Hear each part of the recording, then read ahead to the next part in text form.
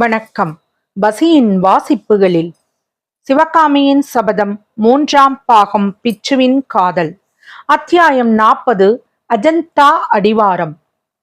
சூரியன் மறைந்தால் என்ன, அதோடு உலகம் அஸ்தமித்து போய்விடுமா? இதோ நான் ஒருவன் இருக்கிறேனே என்று பறையறந்து கொண்டு கீழ்த்திசையில் பூரணச்சந்திரன் உதயமானான். நெடிந்துயர்ந்த 2 பனைமரங்களுக்கு நடுவே தங்க ஒளி பெற்று திகழ்ந்த சந்திர பிம்பமானது மரச்சட்டமிட்ட பலகனியின் வழியாக எட்டி பார்க்கும் நவ யவ்வன நாரிமணியின் பொன்முகத்தையொத்த இன்ப வடிவமாய் விளங்கியது.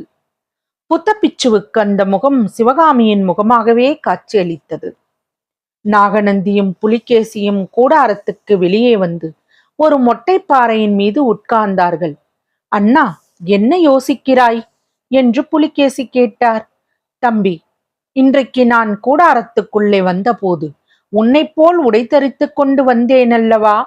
இதே மாதிரி முன்னொரு தடவை உன்னை போல் வேஷம் தரித்து கொண்டேனே, உனக்கு ஞாபகம் இருக்கிறதா? அதை எப்படி மறக்க முடியும் அண்ணா? ஒரு நாளும் முடியாது. இல்லை, 25 வருஷம் ஆகிவிட்டதே, ஒருவேளை மறந்து விட்டாயோ என்று நினைத்தேன். 25 வருஷம் ஆனால் என்ன, 25 யுகம் ஆனால் என்ன? இந்த பிறவியில் மட்டுமல்ல, எத்தனை பிறவி எடுத்தாலும் மறக்க முடியாது அண்ணா. முதலில் நாம் சந்தித்தது நினைவிருக்கிறதா தம்பி? ஏன் நினைவில்லை? சித்தப்பன் மங்களேசனுடைய கடுஞ்சிறையில் இருந்து தப்பி ஓடி வந்தேன். அந்த பாதகனுடைய வீரர்களுக்கு தப்பி ஒளிந்து காட்டிலும் மலையிலும் எத்தனையோ நாள் திரிந்தேன். ஓடி ஓடி கால்கள் அலுத்து விட்டன, உடம்பும் சலித்து விட்டது. பசியும் தாகமும் எவ்வளவு கொடுமையானவை என்பதை உணர்ந்தேன். கடைசியில் ஒரு நாள் கலப்படைந்து மூர்ச்சையாகிவிட்டேன். மூர்ச்சை தெளிந்து எழுந்தபோது என்னை நீ மடியில் போட்டுக்கொண்டு என் வாயில் ஏதோ பச்சிலை சாற்றை பிழிந்து கொண்டிருந்தாய். நீ மட்டும் அச்சமயம் தெய்வாத்தீனமாய் அங்கு வந்திராவிட்டால் என் கதி என்னவாக இருக்கும்? அண்ணா, அவ்வளவு சிரமம் எடுத்து என்னை காப்பாற்ற வேண்டும் என்று உனக்கு எதனால் தோன்றிற்று?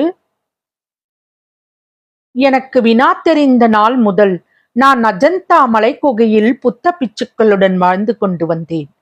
சித்திரக்கலை, சிற்பக்கலை முதலியவை தெரிந்து கொண்டிருந்தேன். ஆயினும் அடிக்கடி என் மனம் அமைதி இழந்து தவித்தது. வெளி உலகத்துக்கு போக வேண்டும் என்றும் என்னை ஒத்த வாலிபர்களுடன் பழக வேண்டும் என்றும் ஆசை உண்டாகும். சில சமயம் பெரிய பிச்சுக்களுக்கு தெரியாமல் நதி வழியை பிடித்து கொண்டு மலைக்கு வெளியே வருவேன். ஆனால் அங்கும் ஒரே காடாக இருக்குமே தவிர மனிதர்கள் யாரையும் பார்க்க முடியாது.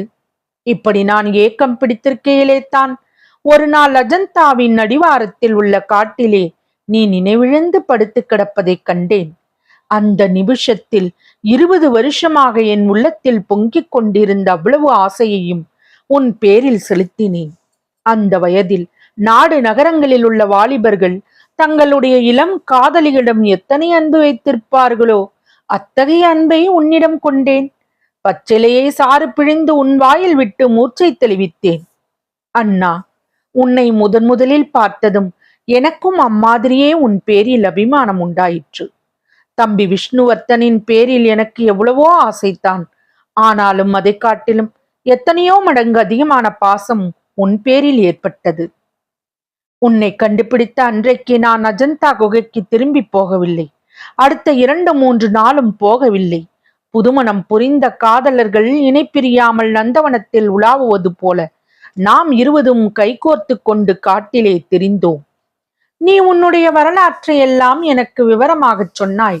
நாம் இருவரும் அப்போதே மங்களேசனை துரத்தி அடித்து வாதாபி ராஜ்யத்தை திரும்ப கைப்பற்றும் மார்க்கங்களை பற்றி ஆலோசிக்கலானோம். இதற்குள் மங்களேசனுடைய ஆட்கள் என்னை தேடிக்கொண்டு அங்கே வந்து விட்டார்கள். தூரத்தில் ஆட்கள் வரும் சத்தம் கேட்டதும் நீ பயந்தாய். அண்ணா, என்னை கைவிடாதே என்று கட்டிக்கொண்டாய். ஒரு நிமிஷம் நான் யோசனை செய்து ஒரு முடிவுக்கு வந்தேன். தம்பி, நான் சொல்கிறபடி செய்வாயா என்று கேட்டு உன்னிடம் வாக்குறுதி ஒன்று வாங்கி கொண்டேன். பிறகு உன்னுடைய உடைகளை எடுத்து நான் தரித்து கொண்டேன். என்னுடைய ஆடையை நீ உடுத்திக் கொண்டாய். அதே சமயத்தில் அஜந்தா மலைக்குகைக்குள் புத்த சங்கிராமத்துக்கு போகும் வழியை உனக்கு நான் சொன்னேன்.